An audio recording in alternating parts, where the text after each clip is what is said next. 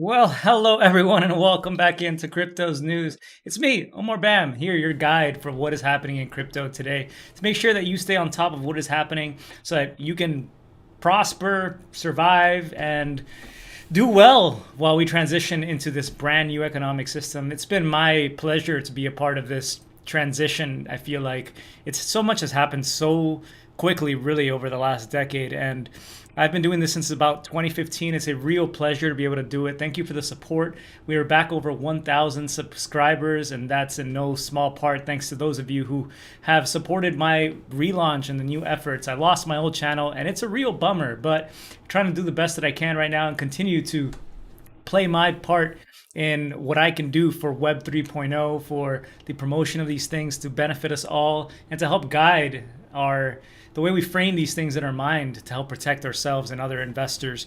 So welcome everybody back, not just investors, but users as well, of course. So welcome everybody back in. Really nice to see you, those of you who are joining me live. I was just going to go ahead and do a live regular video without the browser and everything, but it's way too loud outside here in Los Angeles. There are chainsaws. Yeah, there's construction happening around, so take that for what it is. But I couldn't do it outside. So we're doing it right here. And so I've just pulled together a lot of the different topics. I hope you enjoy it. We're going to dive right into things. We got all sorts of things, including what's happened during the weekend to dive into. So let's start off with the price, as we often do. We have a bit of a down day. Let me go ahead and refresh here on CoinGecko. Yeah, it's still Bitcoin down about 2.8%. It's at 23,044. We have Ethereum at 1625, so it's dropped below $1,700, but not a terrible amount. It's only down about 5.5%. Overall, market caps are down 3.4% at $1.112 trillion. And as far as the gainers, we have Chili's. I haven't seen that name in a long time. Up 14.7% over the last 24 hours. Celsius Network, there have been people buying Celsius token, trying to get a short squeeze going, trying to get it to climb higher in perhaps efforts that it would make Celsius's balance sheet look better. I don't know, like they want to get dumped on with the Celsius token. But anyway, that's up 10.4%. And Gala token, I have no idea what that is. That's up 5.8%. on the day. Actually, there are some other tokens that are doing quite well. One of the tokens that I'm seeing a lot. Thanks so much, Zachary Dash. I appreciate that. Saying I'm looking good and healthy. Trying, man. I'm trying. Appreciate that. So Rocket Pool is one of the most talked about tokens today. From what I understand, there just isn't that much out there. There's just not that much being allowed for liquidity out there and on the LP positions on liquidity providers. And so it's caused a scenario where there's less and less of it out there and limited supply, because with Rocket Pool, what you can do is take your Rocket Pool at 150% as collateral. You take 150% of the ETH that you put in to Rocket Pool, and you'll be able to earn rewards in Rocket Pool and ETH. So you put in like 1 ETH and you put 1.5 times that amount in Rocket Pool token. You lock that up, and you're able to run this node that earns you rewards for ETH2 staking as well as Rocket Pool. And so this has been a popular token for those who are trying to promote decentralized options for staking for Ethereum 2.0 rather than going with a more centralized option like Lido. And so it's been a beneficiary of a run-up in this squeeze. From my understanding, it was another whale. There were 2 whales, and then one extra whale came out, and just as the first whale was running lower and lower on the amount that was up on his pool, another whale came in and just doubled that amount. So I don't know. It just seems like a lot of craziness out there, a lot of FOMO.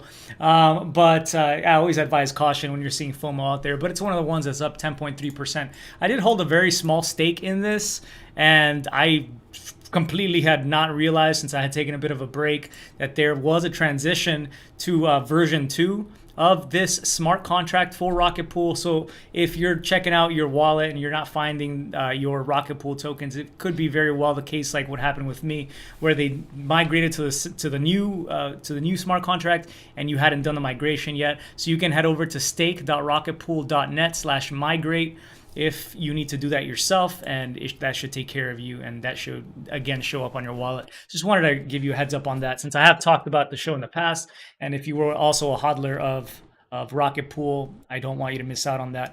So one of the big things that came out yesterday, actually, was it yesterday? I guess it was a few days ago now. Cathie Wood's ARK Invest expects Ether to soar over 7,000%, 7,200%. So basically, Cathie Wood, she runs these different funds that are called ETF funds, primarily ARK Invest. And they're big technology investors, so they invest in things like Tesla, as we mentioned in the past. And now Cathie Wood and her tribe are coming out in a new research report saying that they could expect by 2030 the price of ETH to hit between $170,000 to $180,000, based on primarily, it seems to be, a transition into this new decentralized financial infrastructure model that we're already seeing happen and seeing more and more banks experimenting with. For example, trying to issue bonds on the Ethereum blockchain. We've heard about that in the past.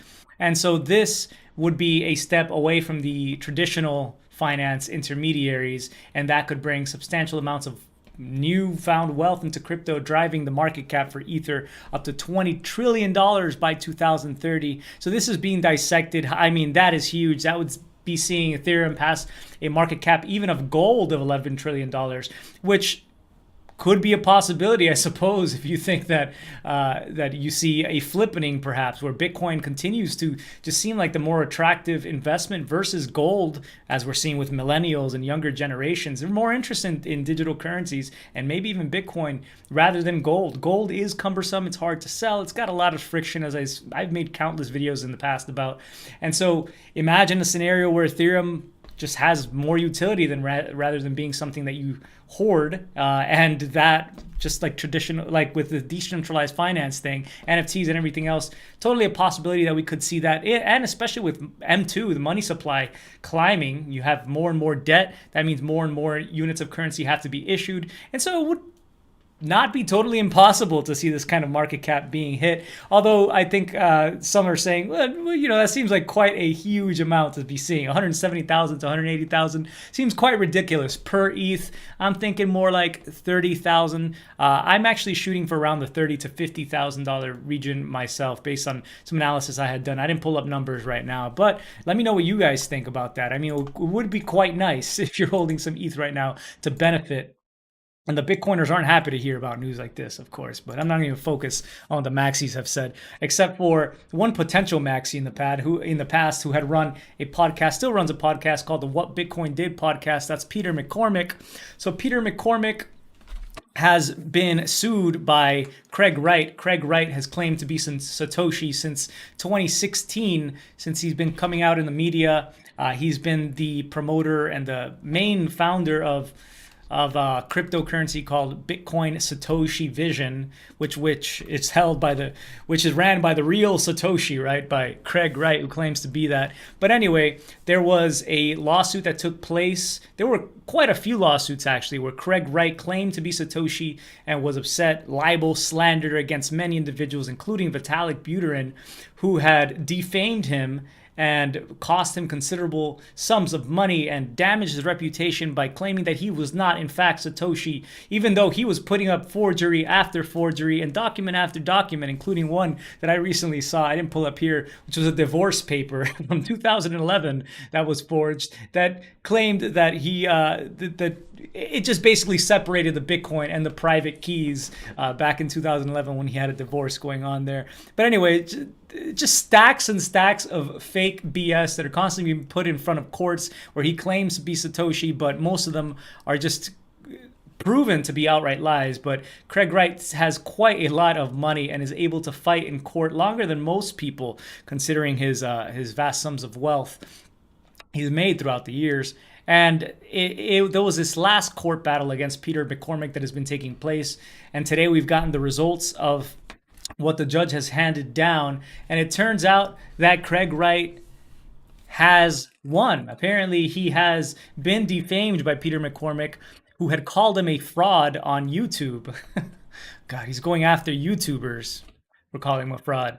But I don't know. He seems to get quite upset and resorts to bullying tactics, trying to basically use his wealth to, and his lawyers and his team of lawyers who can drag things out in courts longer than most, especially YouTubers. Although it does seem like Peter McCormick owns and had to he has a $1 million house apparently, and had to take out a mortgage against it just to cover the legal fees of fighting against Craig Wright here in court. But it switched from a stance against the truth defense, that it was true that he was Satoshi or not. That was supposed to be a part of this lawsuit. And eventually it just narrowed down to whether he was defamed or not, because apparently there were just so many different documents that were put out in this to try to prove that he was Satoshi that it would have taken forever for everyone to go through those documents. So those were basically dismissed. But anyway, here WizSec Bitcoin Research on YouTube has been following this. I was retweeting it yesterday as he was following how this was going to be handed down, this judgment. And here it is, Wright versus McCormick. Having abandoned the truth defense, McCormick's statements were found to have been defamatory. But CSW, Craig Wright, deliberately lied so much in court that the judge capped the damages at £1 So it was he advanced a deliberately false case and put forward deliberately false evidence until days before trial, and therefore he will only recover nominal damages in the sum of £1. So Wright has said in a statement, I intend to appeal the adverse findings of the judgment in which my evidence was clearly misunderstood. I will continue legal challenges until these baseless and harmful attacks designed to belittle my reputation stop. The judge had seemingly handed this down in order to help Peter McCormick, because Wright wouldn't necessarily be as easily able to appeal, although he is appealing these findings, even though it was already handed down in his favor. He still wants to appeal. But it was supposed to have been in favor toward Peter McCormick so that there wouldn't be an appeal and have basically Peter McCormick bleeding out more and more money to pay lawyers over the next couple of years trying to fight this thing out. But, I mean, Wright will continue to do what he can as long as he can, it seems, to until someone says that he's Satoshi. I mean, he just loves to hear that. So maybe he is Satoshi. I don't know. What do you guys think? There are a lot of people who used to watch my show who swear he was the Satoshi and I was wrong, but I don't know, man. Anyway, what is going on here? What the F is happening? Yeah, Kathy and Ark are down. Yeah, I heard they're down more than even Netflix, but so are a lot of folks. So, hey, that's true. A lot of folks are down. We're all geniuses in a bull market, but not the same on the other way around, of course. So there was a central bank digital currency that has been being tested in Japan since 2021. Back in April, they had their last test for their central bank digital currency. It looks like it's been set aside. Japan has decided that there's just not enough public interest in a central bank digital currency. Duh. I mean, unless I think even here in the United States, unless we're forced to use it, I just can't see people saying, "Hey, how do I get into the Fed coin like today? It's going to be so much better than everything else." But it is the case that Japan has realized that it's kind of pointless to keep wasting money on these kinds of central bank digital currencies, which are not really decentralized, which is the main purpose of having these currencies. But anyway, it's primarily because cash is a huge use still in Japan, and there's just not interest outside of what already exists for digital payments using their existing services for for these kinds of digital currencies. It doesn't look like many would look to use it, especially since about a third of the country's population is age 65 or above. They just don't seem like the kind who want to wrap their heads around digital currencies as much, the older demographic. And cash is about 20% of the country's nominal gross domestic product. Also, they've had a very low retail deposit interest rate. So if you deposit your money at a bank, it looks like you're going to get a measly 0.001% since 2017. So basically nothing, just like we get here in the United States. Well, we got a little bit more than that, but it's basically a paltry sum. But still, this drives people toward using cash rather than having bank deposits because they're not getting anything for keeping money at the bank. But yeah, at least Japan is not trying to, they're done pretending. Let's put it like this is really going to matter in the grand scheme of things, a digital yen. Although we still see pilot programs being explored all around the world, China. In the United States, I believe that that's not coming anytime soon. We've heard from the Fed that that's not anywhere near the near trajectory, but that's probably a year or two away at the very least before we hear from the Federal Reserve here in the United States. I just want to bring that up to you in case you missed that bit of news.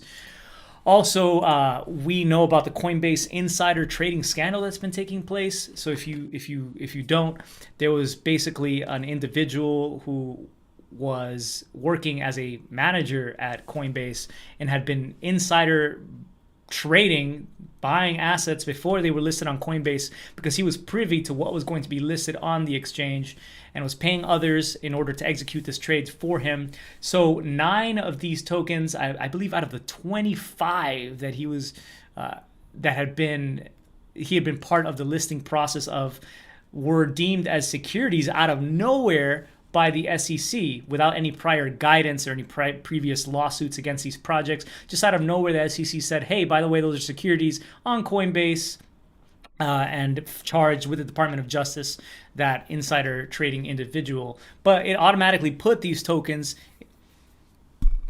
out of nowhere in the light of the SEC and caused all sorts of fears.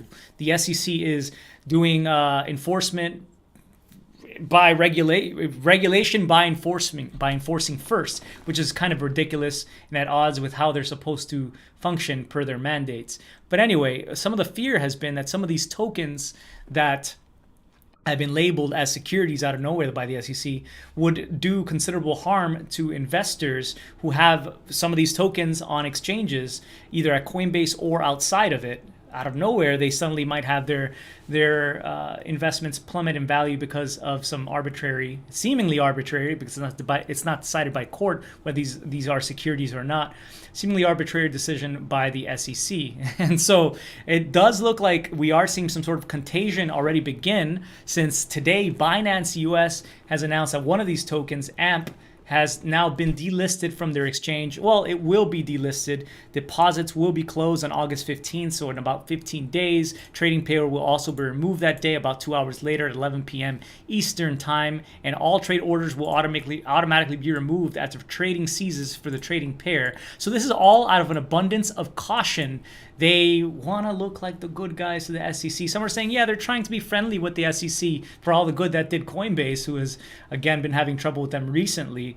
But it's more likely they just want to prevent any sort of legal issues that would cause them more monetary harm. And there are probably low trading volumes for some of these coins like AMP as well. So it just might not be in Binance's personal interest. Although I think it is harmful to traders, again, who trade these tokens. What is this about customer and compliance first organization? How do we know that AMP is a security or not, unless that's been investigated? It is a strange occurrence, and one that I could see happening to others of these tokens, although many of them are what I'd call shit coins. AMP is one of the more popular ones. I think this is one that I had looked into a while ago, or maybe even held. I barely remember. I've been in the space for so freaking long that I can't admit to remember what AMP is, but it would be nice to get a more detailed explanation from the SEC, that especially if it's going to harm people, when your mandate is to protect investors, not do the exact opposite. SEC.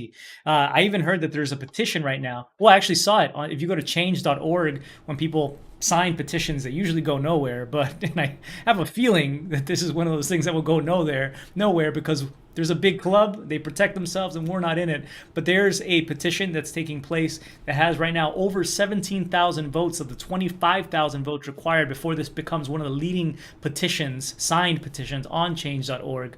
And this is to oust Gary Gensler, the head of the SEC. This was put forth by some who were upset because of the allowed naked short selling that was taking place with, if you remember during the summer, last summer, the huge pumps that were happening around AMC, for example, and some of these meme stocks that were being bought up in order to wreck the naked short sellers. And Gary Gensler did nothing to stop naked short selling, which is basically borrowing nothing as collateral in order to short something, which, I mean, it should be pretty illegal, because to me, it definitely seems like manipulation. But yeah, I mean, just people very unhappy with how the SEC has been operating, for whatever good that is. Anyway, Coinbase Prime today will be giving another boon to Ethereum and Ethereum 2.0 staking, because they're going to be opening up with their Coinbase Prime arm the opportunity for institutional investors to US domestic institutional clients to stake ETH and generate a yield on ETH 2.0 that will eventually be unlocked when Coinbase either offers a derivative staking thing like STF, or we officially get that trading capability once execution happens and Ethereum 2.0 fully launches. So just wanted to give you a heads up on that. That is being shared a lot. Nothing too big there. I think there are probably other options for institutions to stake if they really want to, but Coinbase is one of the most trusted. The keys go into cold storage, and they have been extremely battle tested throughout the years. And you can learn more. I did listen to that podcast with Brian Armstrong on the Lex Friedman podcast, one of the biggest podcasters out there. And you can see from the humble beginnings how Coinbase started and how security was always a focus of the company. It's really fascinating to actually dig into. So I recommend you do that. The SEC, speaking of them before, actually, I should have put this together. The SEC has charged today in a Ponzi scheme that raised over $300 million. The founders are being charged for they're currently residing, what is it? I was going to say they're residing in Russia, they're residing in the Republic of Georgia, and they're residing in Indonesia, although there are promoters here in the United States. They go by the Crypto Crusaders, and they're based in around 5 different states. But anyway, another Ponzi scheme. It makes crypto look bad when there are so many Ponzi schemes. Real legit Ponzi schemes, real legit, like you can put legit and Ponzi scheme in the same sentence. Well, I guess I just did. But they do continue to exist. This seems to have been a big one. It was using smart contracts in Tron, Binance, and Ethereum to dupe investors, taking funds from earlier investors to pay later, or from later investors to pay earlier investors or withdrawers, and just a blatant Ponzi scheme where you had like Celsius may have become a Ponzi scheme eventually. It didn't directly start out as such, but the greed and leverage eventually made the model ship that way. This was basically a full-on BitConnect that, yeah, they still exist out there, and some of them do. I don't know. They managed to evade collapse for quite some time, but the SEC went ahead and collapsed it for them, or seems to. Some of those charged just did not either admit or deny allegations. 2 of the defendants, it says here, they agreed to settle the charges and be permanently enjoined from future violations of the charge provisions and certain other activity. They're going to be paying disgorgement, civil penalties, the usual. I don't see anything here about going to jail, though. Anyway, I think it is good, though, that we do see that there are real Ponzi schemes, as if you go to MarketWatch, let's actually head over to marketwatch.com. The mainstream right here SEC charges 11 with promoting $300 million crypto Ponzi scheme. Yeah, so it is not crypto, it is a Ponzi scheme. And it's important that we, I think, define the difference between both of them, although they did use crypto in their Ponzi scheme in order to do that. And the SEC said you can't use blockchain and crypto to try to hide your Ponzi scheme. But yeah, that's a Ponzi scheme, not everything else that's going on here. Not Bitcoin, not Ethereum. The future is here, and it's called NFTIF. So this came out yesterday. This was the main topic. We were pretty bored on the weekend. I don't know if you were around, but this was what everyone on Twitter was talking about. These crypto punks are basically being turned into trinkets, into pendants by one of the biggest jewelers in the world, Tiffany and Company. So they announced that on August 5th, so in about 4 days, for the price of only 30 ETH or about $50,000 each, if you hold a CryptoPunk, you can mint up to about 3 of these NFTs. You can mint 3 of these NFTs into pendants, which will feature gemstones. They'll feature, where is it here? They're going to have at least 30 gemstones and or diamonds to create the custom designs with the highest fidelity to the original NFT art. Examples of gemstones include, but are not limited to, sapphire, amethyst, and spinel. Designers will interpret each CryptoPunk, so these of the first NFTs on Ethereum that I had ever seen or really encountered, although they're not the first NFTs. Those are the rare Pepes on the Bitcoin blockchain. We'll interpret each CryptoPunk into custom designed pennants, converting the 87 attributes and 159 colors that appear across the collection of 10,000 CryptoPunk NFTs to the most similar gemstone or enamel color. So there are only going to be 250 of these. So the 10,000 CryptoPunks, not all of them will be able to be made into these pennants. My understanding, this should be about $11 million. $11 million that this should raise for Tiffany. And I've seen some interest from some CryptoPunk holders actually in buying these pieces. And I think the biggest thing here is that it just shows that the mainstream is talking about accepting a digital currency. They're pricing it in ETH. They're not pricing it in dollars. They're talking about how it's going to be 30 ETH each. And they're really getting behind the crypto movement in ways. You can't ignore crypto, even in a bear market. NFT Jeweler was, I think, a little bit upset, a little bit envious maybe, when he pointed out that he'd already tried to do this. When I put CryptoPunks on jewelry, everyone made fun of me. Now Tiffany is about to drop 250 punk chains and sell out for 30 ETH each. Yep, welcome to the art game. So yeah, let me know if you guys are going to be picking those up. If you currently hold a punk, I mean, you probably have a good amount of wealth, I suppose. I sold my punk. I did manage to have a punk, and I sold that quite well, although I lost quite a bit in Celsius and just trying to survive, sadly. But I'm just happy to be here with you guys and still following things during this bear market. So thank you so much for the opportunity. If you are someone who is a big ETH fan like me and you're following this fork drama that's taking place right now, there's been an individual on the ETH Finance subreddit named Interweaver who has been documenting the situation with the possible fork when Ethereum moves to proof of stake, coming out maybe around September. And it moves to proof of stake that could create an alternate chain with the old clients still running the current version, you could say, of Ethereum. If the miners continue to support this and exchanges support this token, it could result in you having tokens across 2 chains that might have some sort of value. So you would have this ETH1 or ETH proof of work version of Ethereum, the current version of Ethereum, and you would have the new ETH proof of stake version of Ethereum, or ETH2.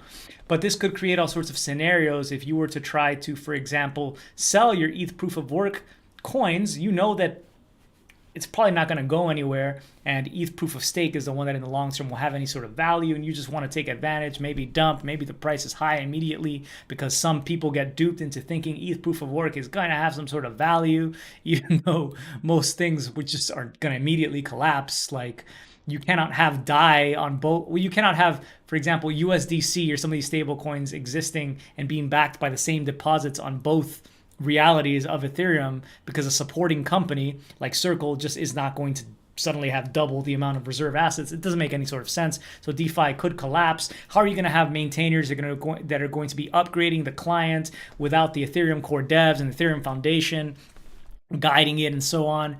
So anyway, it looks like there's a little bit more danger as well if you were to try to sell these tokens. And this is again being documented by Interweaver, the Ethereum proof of work coin. So be very, very careful. I will just go ahead and read a post that he posted about an hour ago, summing up some of the work that he's been doing.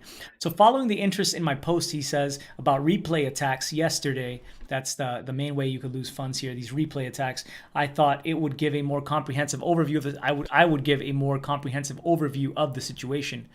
How can I keep my real ETH or ETH2, ETH proof of stake, 100% safe? Don't touch the proof of work coin. That's it. That's your only option if you want to be 100% safe. Okay, but I want to anyway. How can I keep my real ETH 95% safe? You need to try and ensure that transactions on the proof of work fork cannot be replayed with your real assets on the proof of stake fork. To do this, you want to make it be the case that any replay transactions will fail for some reason, some possible approaches. So he gives 3 right here. Make it fail because of invalid nonces. So nonces basically keep track of the order of transactions that you do in a certain address. Use up some nonces on the POS fork before submitting a proof of work fork transactions. Do at least as many transactions on the real chain as you plan to do on the proof of work fork so that these nonsense are no longer valid. The proof of work transactions, once you make them, will use the same old nonces and the transaction will fail if an attacker tries to replay it on POS. Make sure to do this after the merge, otherwise those nonces will be used up on proof of work and POS both, and this approach won't help. 2, you can make it fail because of invalid preconditions. So you can move your ETH or other assets to a different wallet on the POS fork. Then you can safely dump your proof of work fork ETH or whatever. If that transaction is attempted to be replayed on the proof of stake fork by some sort of attacker who was following your transactions, it will fail because the preconditions, i.e. your ETH is still there in that wallet, will fail. Same as above. You will have to do this after the merge. And 3, you could make it fail because of too low gas. Send your transactions with a very low base fee. You have to do that manually on the proof of work fork. Post merge, the base fee on the proof of work fork is extremely likely to take a hard nosedive, likely to small fractions of a gwei. This happened on Polygon when they first implemented EIP 1559.